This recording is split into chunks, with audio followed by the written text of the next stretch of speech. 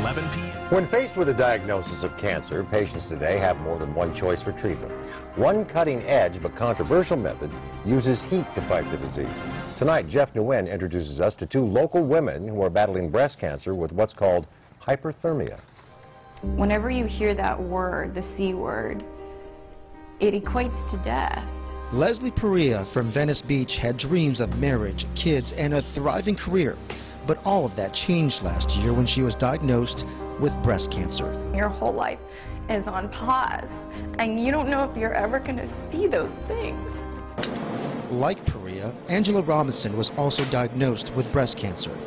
Both women chose to fight the ticking time bomb inside of them with a procedure called hyperthermia. My primary doctor offered the traditional medical treatment, which is to cut, poison, and burn, which is surgery, chemo, and radiation.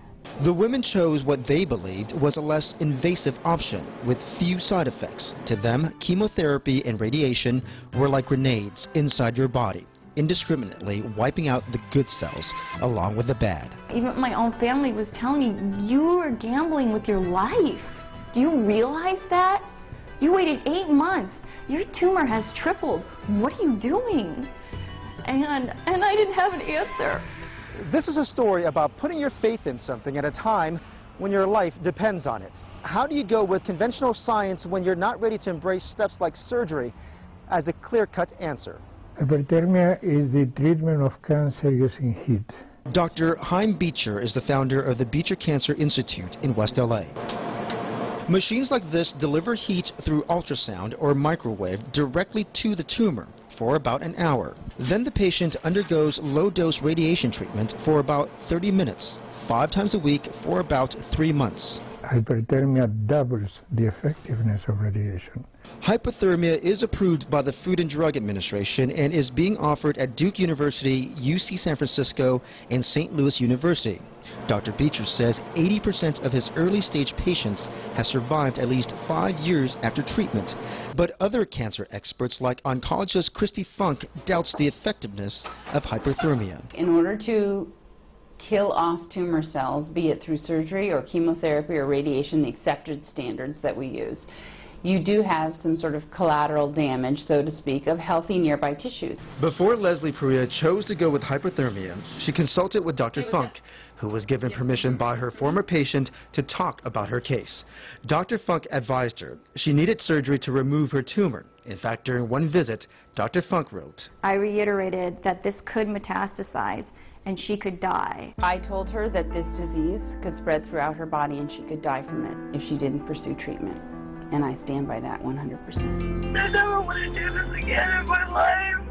It's too hard. This is cell phone video that Parrilla recorded of herself on her last day of hyperthermia treatment. That was nearly 3 months ago. Today, Dr. Beecher says MRI and PET scans show that her tumor is gone and she's cancer-free. But Dr. Funk says, not so fast. No, she's not. We have an ultrasound after her treatment documenting that the disease is still there. It's smaller, but it's still there. Leslie Parrilla says she has faith in her treatment and no longer feels the tumor that once lurked in her body, while Angela Robinson is hopeful her treatment will be effective. Two women placing faith in one option they hope will extend their lives. It really makes you realize how precious life is, and I think at that time in my life, I had almost forgot. Dr. Beecher says hypothermia is also effective for both head and neck cancer as well as prostate. I would have been out in 3 months. A stage 2 breast cancer out in 3 months, that doesn't happen. You know, that's a great thing. There was a woman who was even more, she had less time than I did here, 1.5 months. And she had stage 3, she had it in her nodes. And she was out, you know, faster. Oh, yeah. Well, I just wanted to ask, I believe obviously you were insured, so that was a lot easier to come to our clinic, right? Right, so that makes a huge difference. I mean, so many naturopaths do not take insurance, and so many alternative treatments, they're not covered.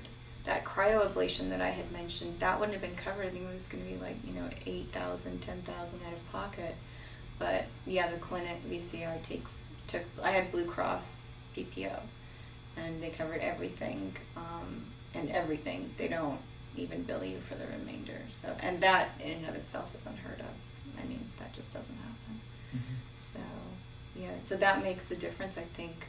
For me, it made a difference, and I think for a lot of people, as to whether or not they get this kind of treatment or they don't. Right. You know, it's huge to have insurance cover something. It makes a difference between whether you're going to do it or you're not going to do it. I mean, very few people have, 10, 20 out of pocket. This would have been thousands upon thousands of dollars.